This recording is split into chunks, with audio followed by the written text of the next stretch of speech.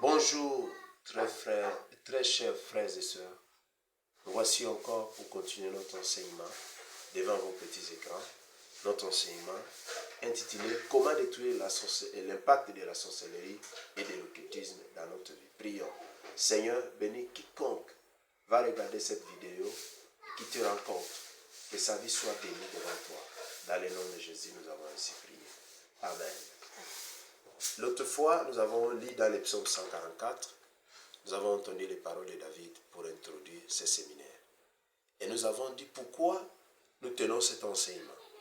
Nous avons dit que la plupart des gens sont confrontés à des problèmes qui n'ont pas de solution. Mais quand on regarde très près, on voit une main noire derrière. Je vous avais dit dans la vidéo précédente de ne pas oublier la main noire. C'est ce qui fait que quand Jésus est monté dans la barque avec ses disciples, dans Marc 4, 39, et qu'il y a eu le vent, il y a eu le flot de la mer, les disciples ont lutté avec ça, mais quand Jésus, on l'a réveillé, il n'a pas lutté comme les disciples. Il a dit tout simplement, silence, tais-toi. Et nous avons vu que le Seigneur n'a pas parlé à la mer. Il n'a pas parlé non plus au vent et au flot, mais il a parlé à celui qui était derrière la mer, derrière le vent, la mer noire. Vous savez, un jour, j'étais à l'église, une femme est venue me voir. Elle était en difficulté avec son mari. Son mari l'avait chassée. Et elle a dit, pasteur, mon mari m'a chassé. En tant que pasteur, j'aurais dû lui dire, madame, on passe à un entretien, je dois savoir, poser des questions, ainsi de suite. Mais le Saint-Esprit m'a dit, tu vas prier pour elle. Je lui ai donné rendez-vous et elle est venue pour la prière. À peine que nous avons levé les mains, directement, les esprits sont sortis d'elle.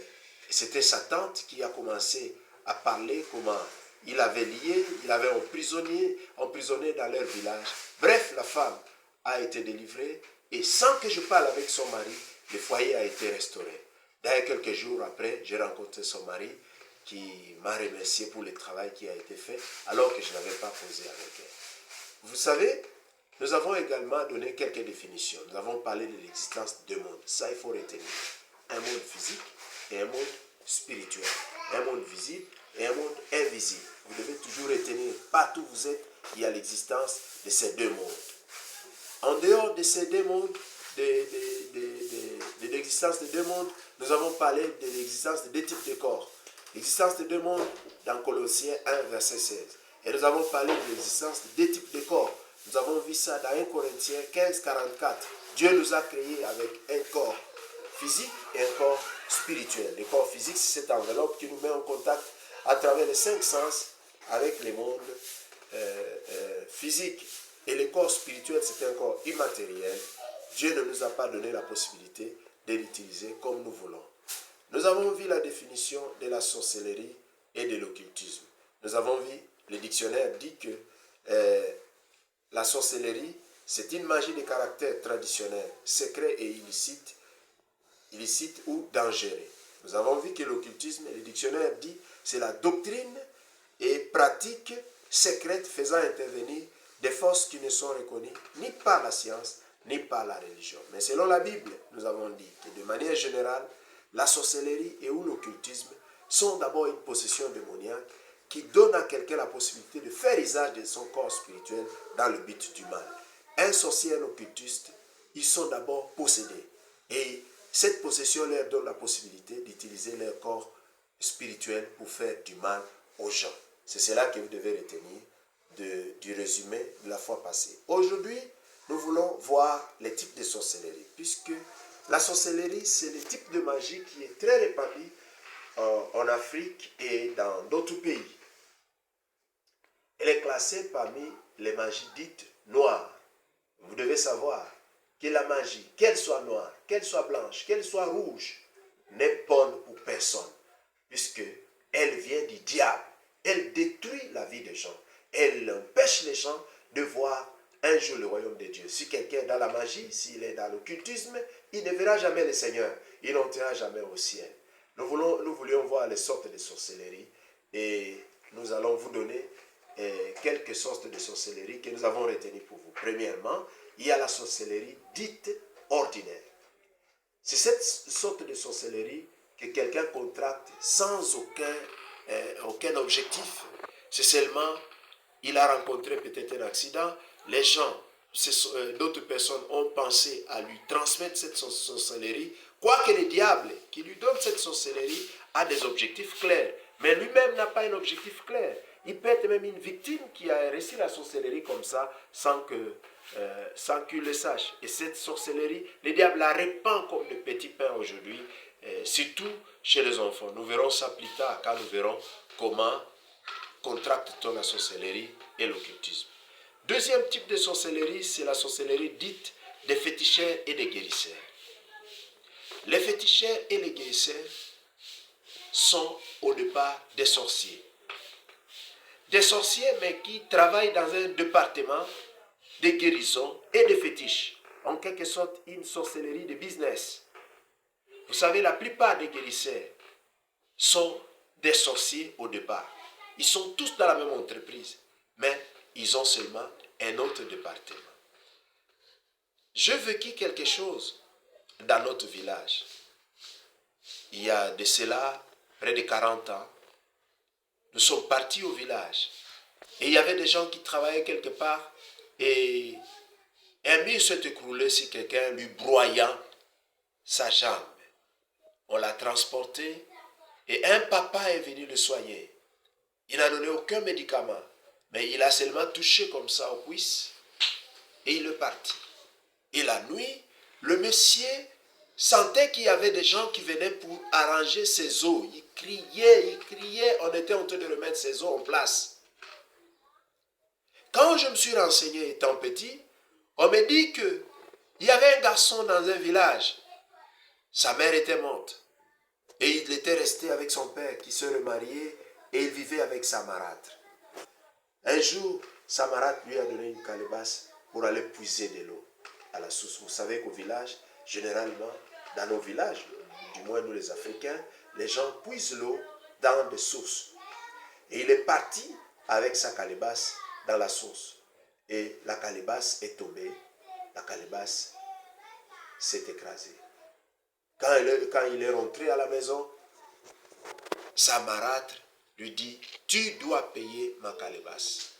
La famille de sa mère est venue, lui a donné une autre calebasse. Il dit, non, je veux seulement la calebasse qui était cassée. Vous comprenez comment d'autres personnes sont compliquées et comment d'autres enfants passent des moments très difficiles avec des marâtres ou avec des maris de leur maman. Et cet enfant pleurait puisque la marâtre le battait tous les jours. Un jour, cet enfant dort. Il fait un songe. Il voit sa mère qui est morte venir en songe. Lui dire, va demain matin ramasser les débris de la calebasse qui était cassée. Tu vas rassembler ces débris et la calebasse va revenir normale. Il s'est réveillé le matin sans dire à personne quelque chose. Il a ramassé les débris et il a rassemblé et la calebasse est redevenue normale. Il est allé, il a remis à la marâtre sa calebasse comme elle était. La nuit suivante, ce garçon fait encore un songe. Il voit encore sa mère qui vient, qui lui dit à partir d'aujourd'hui, si quelqu'un se fracture, quel que soit le degré de la fracture, il suffit que tu le touches. Il va être guéri. Ses os seront normales. Il sera récupéré. Et le garçon a commencé à exercer ses métiers. Et c'est ainsi qu'il gagnait la vie. Et quiconque allait chez lui donnait des chèvres, de ceci, cela, des choses qu'il demandait. Il suffisait qu'il lui touche aux mains. Celui-là aussi avait ses pouvoirs. Écoutez, la Bible dit, les morts sont morts. Les morts ne connaissent rien. Il y a pour eux ni souvenir, ni rien. Ils n'auront plus aucune part à ce qui se fait sous le soleil. Mais qui est-ce que cet enfant a réellement vu en songe? Je suis sûr que ce n'était pas sa mère. C'était juste un démon. C'était un ange déchu qui a commencé à travailler avec lui. N'allez pas chez les guérisseurs. Venez à Jésus si vous êtes malade. Je vis le Seigneur guérir beaucoup de gens. Le Seigneur est capable de beaucoup de choses. Vous savez, si vous regardez dans ma page Facebook, Vous allez voir, moi je poste rarement les photos, mais vous allez voir un enfant que je tiens comme ça, qui est de teint clair. Cet enfant-là, on me l'avait amené en Angola. Elle était devenue aveugle, une fillette de 20 ans. Et j'avais tenu un séminaire dans une église. Dieu avait fait beaucoup de choses. Et le pasteur a décidé d'amener cet enfant, après le séminaire, à la maison là où j'étais logé. Et nous avons prié. Il a vu sur place. C'est pourquoi, quand elle a vu, elle est sautée sur moi. Elle m'a attrapé, elle ne voulait plus me lâcher. Elle pensait qu'elle redeviendra encore aveugle. Oh, le Seigneur, quand il guérit pour toujours. Mes chers amis, n'allez pas chez les guérisseurs. Si vous êtes malade, cherchez Jésus. Ou allez chez un médecin. Puisque Dieu a donné au médecin l'intelligence. Le Seigneur est capable de vous guérir de n'importe quelle maladie. Les guérisseurs sont des sorciers. Troisièmement, il y a la sorcellerie des chefs protecteurs. Dans cette catégorie, il y a certaines personnes dans des familles, dans des clans, qui possèdent certains pouvoirs, soi-disant pour garder la famille, soi-disant pour garder les clans. Il est comme une sorte de chef coutumier. Il garde les autres. Mais moi, je me pose la question. Et lui-même, pourquoi il finit par mourir? Non. Ils sont au départ des sorciers. Mais ils travaillent quel que soit pour le bien, soi-disant pour le bien de la famille, pour garder les gens. Écoutez, le meilleur gardien, c'est le Seigneur. La Bible dit, l'ange de l'Éternel campe autour de ceux qui les craignent et il les arrache au danger. Je ne sais pas dans quel pays vous me suivez, vous êtes peut-être un royaume ou une république comme nous, ici en République démocratique du Congo. Est-ce que toi, tu peux aller gifler si l'enfant de votre roi ou de votre président qui a 5 ans? Non, tu ne peux pas. Pourquoi? Puisque tu n'arriveras même pas là où il est. Il n'est pas président, il n'est pas roi, mais il est gardé par des militaires. Si les présidents de ce monde savent faire garder leurs enfants, si les rois de ce monde savent faire garder leurs enfants, à combien plus forte raison le roi des rois et le Seigneur des seigneurs ne saura-t-il pas nous garder ou nous protéger? Vous savez, l'homme a l'habitude de garder ce qui lui a coûté cher. Et moi je vous dis que nous avons coûté à Dieu cher. Nous lui avons coûté son Fils unique. La Bible dit, ce n'est pas par de l'or périssable que vous avez été rachetés, mais c'est par le sang précieux de Jésus. Vous n'avez pas besoin qu'une casserole vous garde. Vous n'avez pas besoin qu'un chef, quelque part, de famille vous garde. Vous avez besoin que Jésus vous garde. Et lui-même vous garde. Il envoie ses anges pour vous garder. Les chefs protecteurs sont au départ des sorciers. Ils sont dans la même entreprise. Ils sont sorciers. C'est pourquoi ils disent, je garde la famille. Non. Ils ne peuvent pas garder la famille. Ce sont des sorciers, mais qui prétendent garder les gens. Que Jésus te garde, que Jésus te protège. Si tu es déjà dans son royaume, il va te garder. Il va te garder puisque tu lui es cher. Il n'aimerait pas te perdre. Il aimerait un jour te recevoir dans son royaume. Quatrièmement, nous voulons parler des cas spéciaux. Des cas spéciaux, nous parlons de certaines personnes qui sont des sorciers, mais qui ne savent pas, qui sont dans l'inconscience. Généralement, les gens parlent de la sorcellerie inconsciente. Vous savez, il y avait une jeune fille. Cette jeune fille habitait avec ses parents. Chaque fois qu'elle avait un problème avec l'un de ses frères, si son frère dort ou sa soeur dort la nuit, il verra cette jeune fille venir l'étrangler. Et le matin, on l'accusait chaque jour d'être sorcière. Mais elle niait. Elle disait, je ne suis pas sorcière. Un jour, elle a eu une palabre avec son frère. Son frère est allé dormir au salon. Et elle dormait dans sa chambre. Vers minuit, son frère la voit venir toute nue, en train de l'étrangler. Il crie, il réveille toute la maison. On part, on la réveille. Dit, mais comment tu as étranglé ton frère? Elle dit, effectivement, Je vis un songe que je sortais toute nue et j'allais étrangler mon frère. Mais c'est un songe. Et le matin, elle a cherché la délivrance. Un ami que je salue, le pasteur Abraham Wama, a prié pour lui. Et elle a été délivrée de la sorcellerie.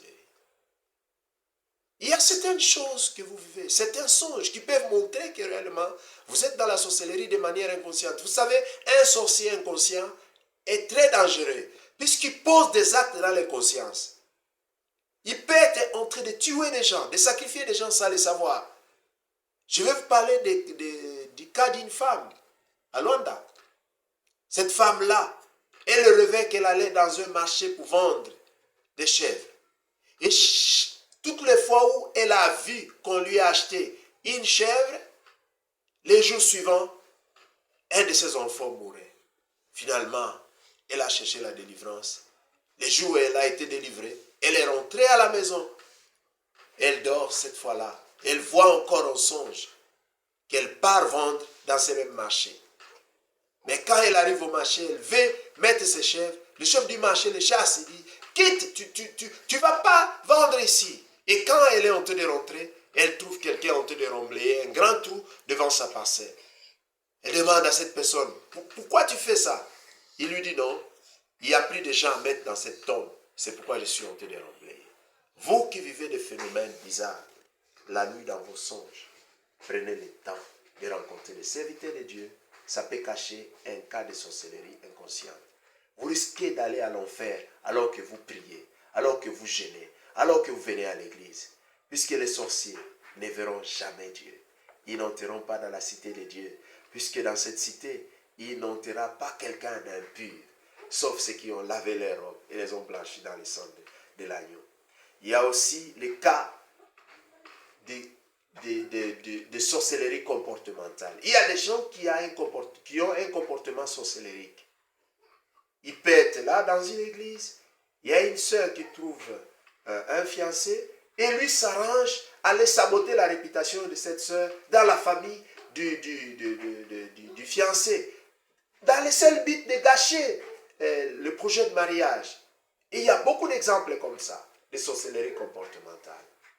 Ce sont ces choses-là qui montrent que tu peux être dans la sorcellerie comportementale. Je peux prendre beaucoup d'autres exemples, mais je pense que dans les prochaines vidéos, je vous prendrai beaucoup d'exemples. Voilà ce que nous voulions dire. Si vous vous retrouvez dans un cas de sorcellerie ordinaire, même aux avions.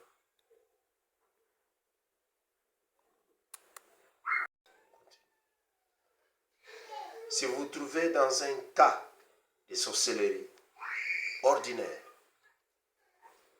des féticheurs et guérisseurs, des chefs protecteurs, ou un cas de sorcellerie inconsciente, ou un cas de sorcellerie comportementale, je vous exhorte à chercher le Seigneur. Je vous exhorte à chercher un serviteur de Dieu ou un qui va prier pour vous et vous serez délivrés.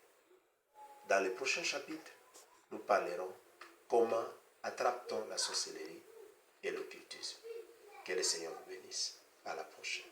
Merci.